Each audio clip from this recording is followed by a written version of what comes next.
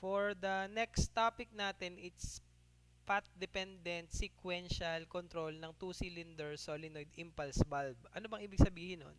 So, based dun sa mga luma nating topics, ang mangyayari dyan, meron tayo ditong Z1 and Z2. So, yung Z1 natin, ibang cylinder, yung Z2 natin would be another cylinder. So, lagyan na natin na itong Z1 would be A and Z2 would be B, letter B. So, ganito yung ah, magiging sequence niya. Sabi dito, meron tayo ditong castings, shiftings. So, saglit pong pa-mute nung inyo pong um, pa-mute po saglit, Sir Andrew. Ayan. So, thank you. So, sa path-dependent control natin, ito yung castings approach from the right roll conveyor are to shifted to a height and direction.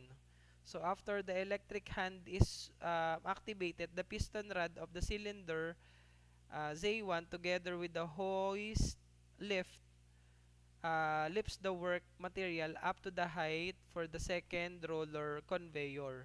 So kung mapapansin mo, mayroon daw ditong bababa, itataas. So i-extend daw tong Z1. Tapos pagkatapos i-extend ng Z1 together with the hoist work material up to the height for the second roller conveyor. Ang second roller conveyor natin ay ito. So yung first roller conveyor ay ito. Ano siya, yung pupunta siya dito, tapos aakyat para itulak naman itong Z2. So, lagyan natin siya ng kwento or sequence para mas madali nating magawa. Ang una daw na mag-extend is si A. Itong A natin, si Z1. So, A plus mag-extend para umabot dito sa part na to. Tapos, mag-extend si B. Habang naka-extend si A, mag-extend si B para itulak naman itong cylinder na to papunta dito sa second conveyor. Kaya yung arrow niyan papaganon. So, mag-extend siya para itulak naman doon sa second conveyor paakyat papaganon or papunta doon sa direction na to.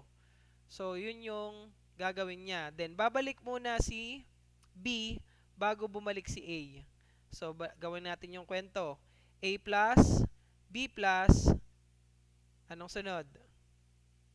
B minus, A minus. So, ganyan yung mangyayari sa ating sequence. So, kung titingnan natin yung sequence, may flow yan na pwede tayong magkaroon ng direction step diagram. So, sa direction step diagram, kunyari, gagayanin natin yung direction step diagram na yan. Kuha tayo ng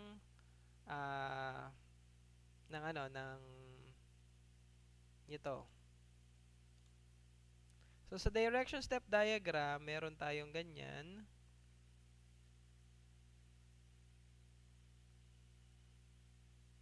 So, tingnan natin yung itsura niya. So, meron tayong cylinder 1 saka cylinder 2. Yung 1 and 2, yan yung positions. Tapos, 1, 2, 3, 4, 5, 6, 7. Ito naman yung magiging direction or ibig sabihin kung aakyat ba siya o bababa.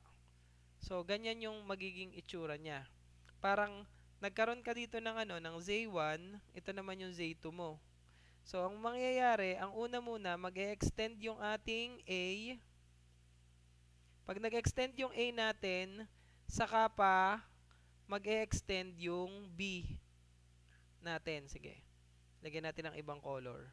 So, nag-extend yung A, tapos nag-extend yung, hindi pa nag-extend. Mag-aantay siya hanggang mag-extend yung A para mag-extend yung B. Then, saka, magtutuloy-tuloy yan hanggang sa pag nag-extend yung B na itulak na niya, saka siya babalik dun sa position. Then, pag nakababa na to, saka pa siya bababa. Itong A. So, yan yung magiging sequence niya. So, A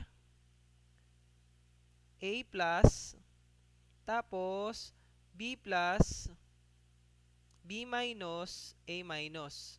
Ulit-ulitan. Yung sequence mo kasi, dalawa yung cylinder mo, A plus, ito yon, A plus, tapos, pagkapalas niya, yung B naman, B plus, B plus, tapos, aantayin niya na mag B minus, so B minus, dito sa 1, 2, 3, 4, 5, tapos, ang sunod nun is A minus. Ganyan yung magiging sequence kung gusto nyong ganun yung sequence natin. So, sabi nung, nung ah, atin pong um, question o yung atin pong ah, textbook, kailangan nating magkaroon ng impulse bulb. So, dual impulse bulb o yung tinatawag natin na dual solenoid bulb, gagawa natin muna siya ng dalawang cylinder. So, ito yung cylinder natin, double acting, tapos meron kang isang 5-2-way valve dito. Tapos, ganyan. So, ito yung 5-2-way valve mo. Gagawan mo rin ng dalawa ang gagawin mong ganyan. So, ika-copy paste ko na lang to.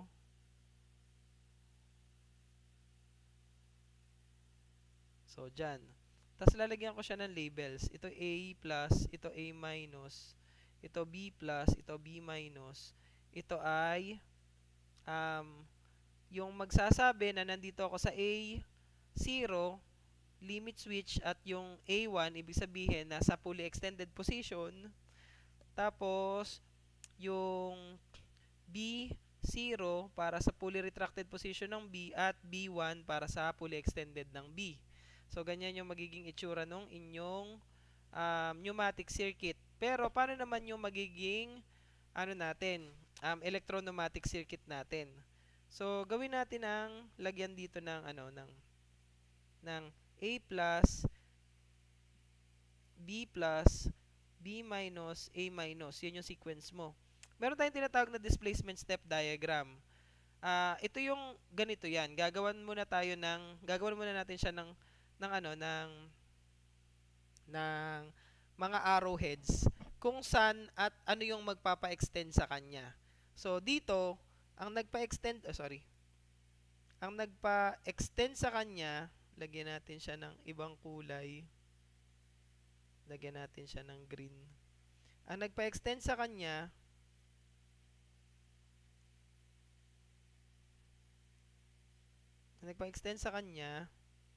ay isang push button dyan. So, isang push button, parang nag-press tayo ng start. Tapos, yun yung nagpa-extend. Tapos, ito naman, yung pinaka-position ng A1, ito yung A0, ito yung B1, ito yung B0. Ito namang, ang titingnan nyo yung tail, yung yung A1, yung A1 would activate itong ating ito. Tapos, yung B1, yun naman yung nag-activate para bumalik or bumalik siya dun sa ating position. So, para mapabalik natin yung A, ito namang B0, yung ating magiging tawag dyan,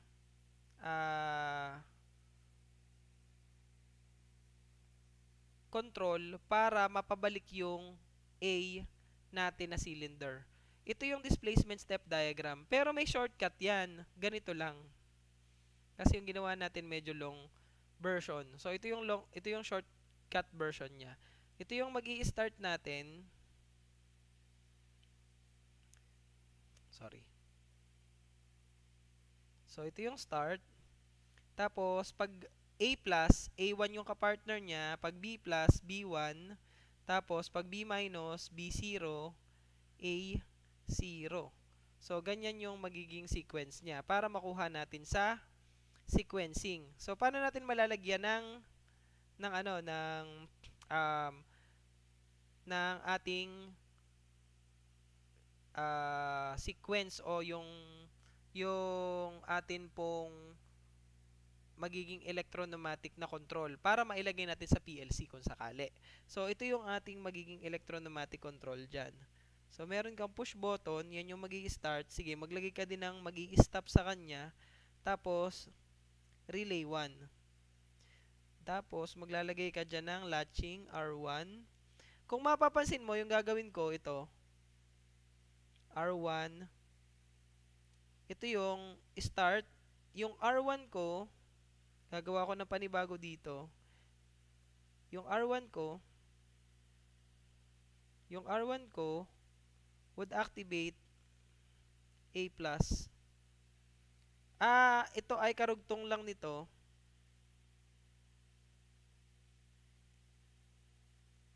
Baka kasi mamaya malito kayo. So, pinagdugtong ko lang siya. Tapos, itong R1 ko would activate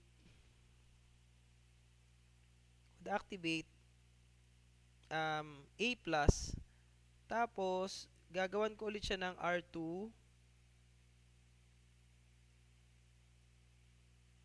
So, lagyan natin to ng normally closed na pang-interlock. So, pag-aaralan natin mabuti kung paano tong mga ginagawa kong to. Kung mapapansin mo, ito yung sa R1. Lagyan ko ng R1. Ito yung R2. Ito yung R3. Ito yung R4. So, itong A+, ma-activate siya ng R1. Yung B+, ma-activate ng R2. Yung B-, maka-activate ng R3. Yung A-, ma-activate ng R4. So, lalagyan ko na siya ng ganyan mamaya. Pero ito muna, kumpletuhin muna natin yung sequence. So, normally open contact na limit switch, ito yan, may ka-partner na, tingnan mo ang ginagawa ko, parang pattern. Ito yung R1, ito yung R2, ito yung R3, ito yung R4. R4, R4, R3, R2, R1, R2, R3, R4. Pare-pareho yung R2, R3, and R4 ko. Tapos, ang gagawin ko, lalagyan ko siya ng ano, yung ang inactivate ni R1 is si A plus na na-activate si A1. So A1 tapos R2 tapos yung R2 ko, yun yung una, tingnan mo dito R1 and A1. R1 and A1. R2 and B1. So ito yan, B1. R3 and B0. Sorry. R1, R2. Ito, R1, R2, A1 ang nag-activate. Yung R2, para ma-activate mo yung R3, si B1. Tama.